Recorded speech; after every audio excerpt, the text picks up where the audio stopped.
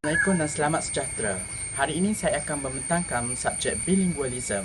Tajuk kajian saya ialah tahap bilingualism pengkaji sepanjang tempoh pembelajaran bahasa kedua, iaitu bahasa Inggeris.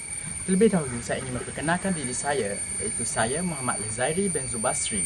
Nombor matriks JID 170007 atau 17131314/1.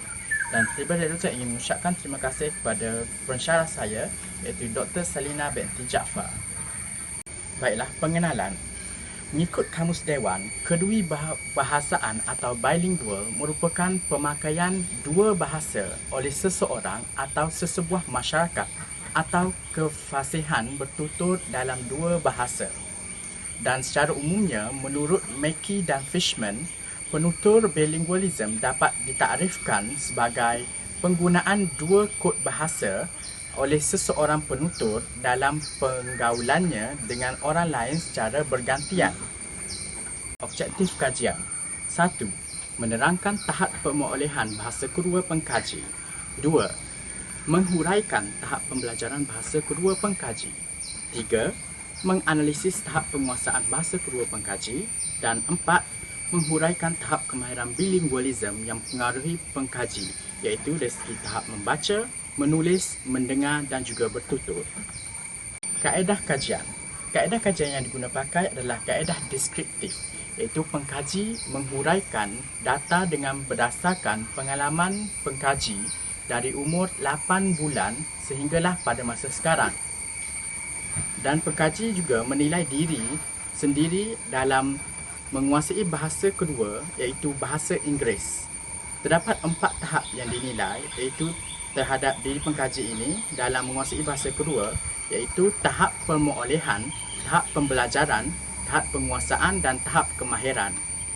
Dapatan kajian. 1 adalah menerangkan tahap pemolehan bahasa kedua pengkaji, iaitu pemolehan dari segi fonologi. Contohnya, dari segi fonologi, pemolehan bahasa kedua terhadap pengkaji hanyalah bermula dengan 2 peringkat sahaja, iaitu peringkat pra berkata-kata dan juga pengenalan kata pertama.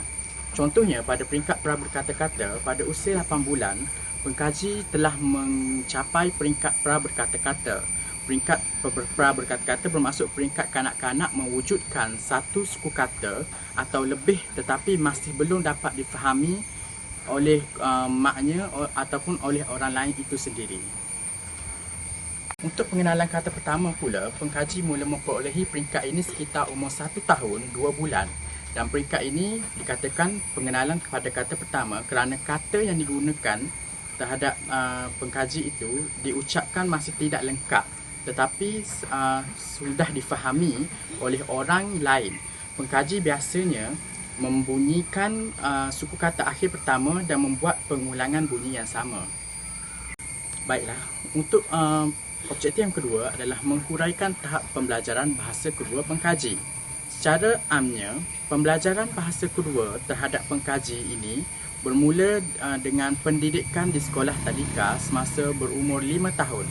Pengkaji didedahkan dengan nyanyian lagu ABC setiap hari misalnya sambil mengeja. Dan apabila umur meningkat 6 tahun, pengkaji diajar mengeja dan diberi latihan setiap oleh guru semasa di peringkat prasekolah. Dan apabila umur meningkat 7 tahun sehingga 9 tahun, pengkaji didedahkan dengan pembelajaran secara langsung terhadap subjek bahasa Inggeris. Pengkaji mula belajar menulis ayat yang ringkas berdasarkan gambar yang dilihat.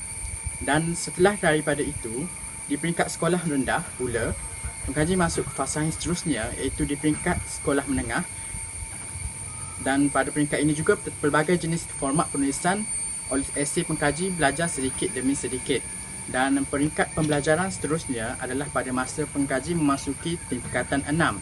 Pada masa ini kami diwajibkan untuk mengambil salah satu subjek bahasa Inggeris, iaitu peperiksaan MUET pada bulan September atau bulan Julai.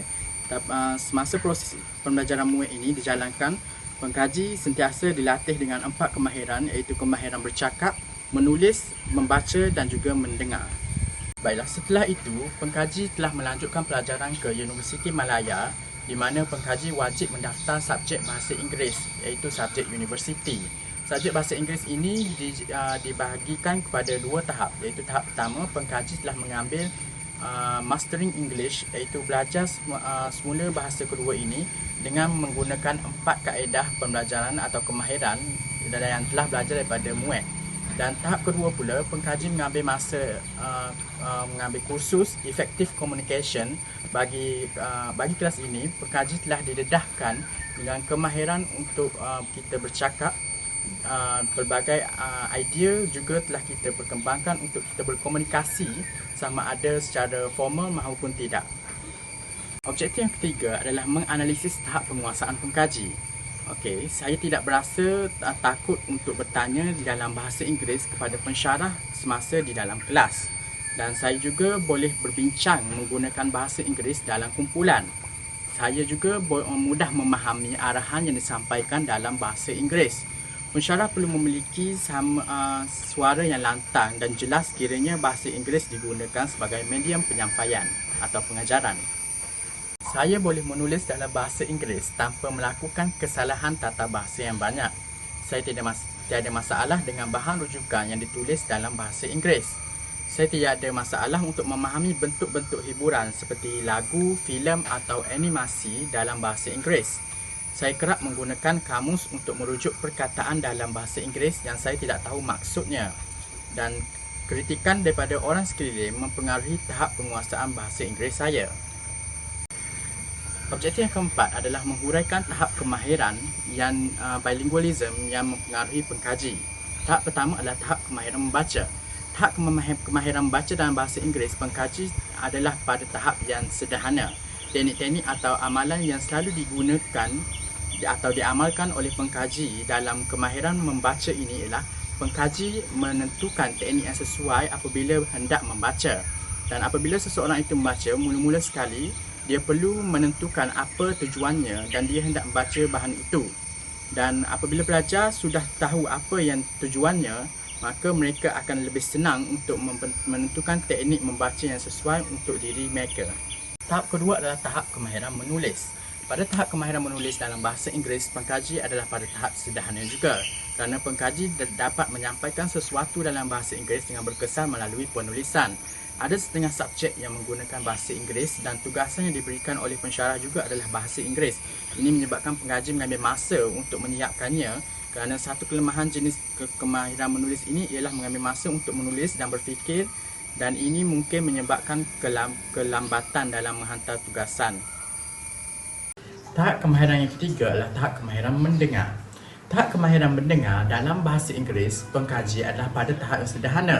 Tanpa mendengar, pengkaji tidak akan dapat sesuatu ilmu itu dengan berkesan. Tanpa mendengar, dengan mendengar juga, pengkaji dapat membuat pemahaman sendiri di mana kemahiran mendengar adalah untuk memahami, menganalisis dan bertindak balas. Itu pertama, mendengar dan memahami idea-idea dan pandangan orang lain, memahami idea yang diutarakan, seterusnya menakul iaitu memproses maklumat yang diperolehi dan akhirnya menolak dan atau menerima idea secara tidak langsung yang akan menjadikan ia satu komunikasi yang berkesan. Tahap kemahiran yang keempat adalah tahap kemahiran bertutur. Tahap kemahiran bertutur dalam bahasa Inggeris pengkaji adalah pada tahap yang sederhana juga, kerana walau bagaimanapun pengkaji mempunyai rasa yakin apabila bertutur dalam bahasa Inggeris. Pengkaji juga mengamalkan teknik bertutur dengan jelas, di mana jika ia tidak jelas, penerima mesej tersebut tidak akan memahami apa mesej yang disampaikan olehnya. Selain daripada itu, pengkaji juga dapat mengembangkan kemahiran bertutur dan menyoal dalam bahasa Inggeris mereka sewaktu perbincangan dalam kumpulan. Kesimpulannya, tahap penguasaan bahasa kedua iaitu bahasa Inggeris ini diukur dengan 4 tahap, iaitu tahap pemolehan, tahap pembelajaran, tahap penguasaan dan juga tahap kemahiran terhadap diri pengkaji. Secara asasnya, bahasa Melayu merupakan tunjang utama dalam penggunaan bahasa dalam kehidupan seharian. Namun, bahasa Inggeris merupakan bahasa kedua yang telah dikuasai dan penggunaan dan kemahiran dalam bahasa Inggeris ini hanyalah pada tahap yang sederhana.